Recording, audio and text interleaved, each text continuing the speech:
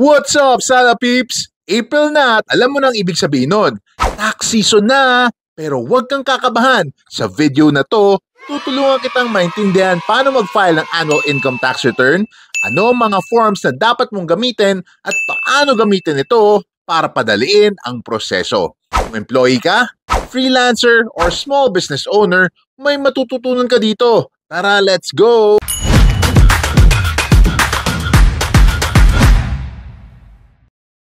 Unang tanong is, sino ba dapat ang magfa-file? First is yung mga self-employed, freelancers, sole proprietors. We also have yung mga professionals, doctors, lawyers, consultants, and even accountants.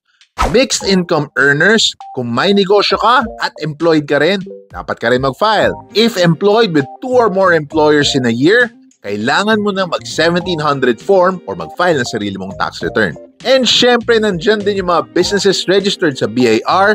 Kahit wala kang kita, dapat kang magfa-file. Sadly, maraming common problems na encounter ang mga taxpayers natin. Kasi maraming nag-aakalang exempt sila mag-file kasi wala naman akong kita last year or nagbayad na rin kasi si employer.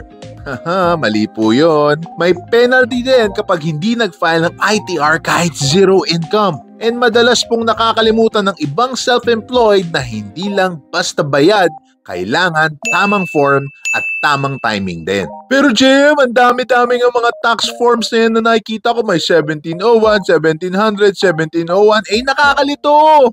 Don't you worry kasi alam ko po ang sagot para dyan. So ano bang form ang gagamitin natin? BIR Form 1700 para to sa mga purely compensation income earners, lalo na kung may 2 or more employers ka sa isang taon. Required ka mag-file kahit may substituted filing ang employer mo. Yes, i-combine mo yung dalawang 2316 mo or more 2316 sa BIR Form 1700. Fill up mo lang yung mga fields doon. BIR Form 1701 para ito sa mga self-employed professionals na gumagamit ng itemized deductions. Also, ginagamit din ito ng mga mixed income earners. BIR Form 1701A para naman ito sa mga self-employed and professionals na gumagamit ng 8% income tax rate or 40% optional standard deduction. The common things that I see taxpayers do is nagkakamali sila sa napipiling form kaya nare-reject ang kanilang filing at nagiging problema pa sa audit. Also, hindi alam ng taxpayer kung saan ba siya talaga classified. Professional? Sole proprietor? Or what? Right now, I'll be giving you the step-by-step guide paano mag-file para mapadali na ang inyong buhay. Step number 1. Gather all your documents. Your Certificate of Registration or COR, the summary of your income and expenses. Yes, you can use yung Excel, yung Google Sheets ninyo. Also, you need your 2307s or 2306 if applicable. Yan po yung mga tax certificates para pambawas po yan sa tax due. You also need your books of accounts or yung spreadsheets ninyo para makompute ang mga taxes ninyo. Your 2316 form if you are employed para makombine nyo siya sa iyong 1701 or 1700. Step number 2, choose your deduction method. Is it itemized deduction wherein you list all of the actual expenses na kailangan merong resibo, may bookkeeping, at the same time within the taxable year? Or are you using 40% OSD or optional standard deduction? Mas simple ito, no need for receipts kasi 40% kagad ng gross sales mo, automatic deduction yan.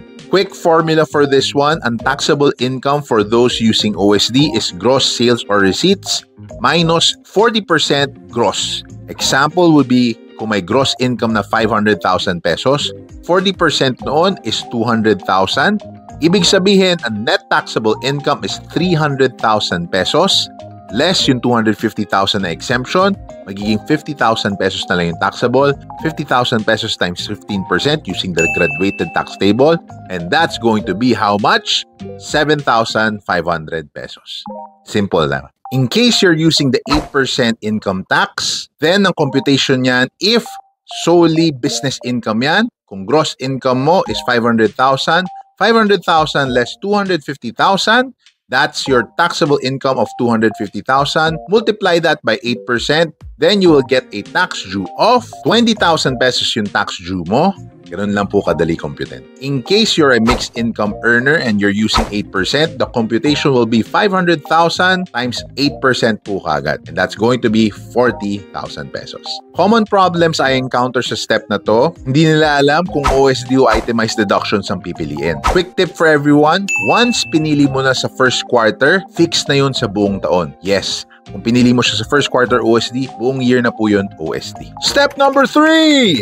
Fill out the correct form. 1701A if you're using OSD or 8% ang gagamitin mo. 1701 if itemized deductions. 1700 if employee ka lang and may multiple employers ka. Usual to ginagamit kapag ikaw ay nag-resign sa dati mong work tas na-employ ka during the same year. Para sa may dalawang employer, here's a 1700 guide. Kumuha ng mga 2316 from the both previous employer at yung current employer mo. Input mo lang lahat ng compensation income mo sa loob ng 1700 form. Combine that total taxable income and withholding taxes. Compute if may kulang or refund dapat. Tapos i-attach mo lang both the 2316 to your filing.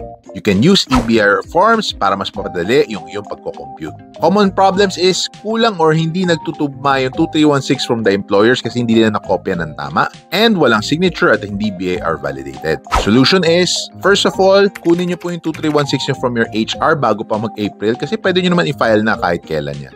Step number 4. File via EBR forms or use yung mga softwares like Juan.ac. Common problems dyan is madalas nagkaka-crash ang EBR forms pag may deadline na. There are also technical errors sa encoding at validation. Quick solution, file early, use the platforms that I suggest for error checking. And of course, para sa mga tamad mag-compute, you can actually use a software. Alam kong mahirap i-manual to, lalo na kung may negosyo ka.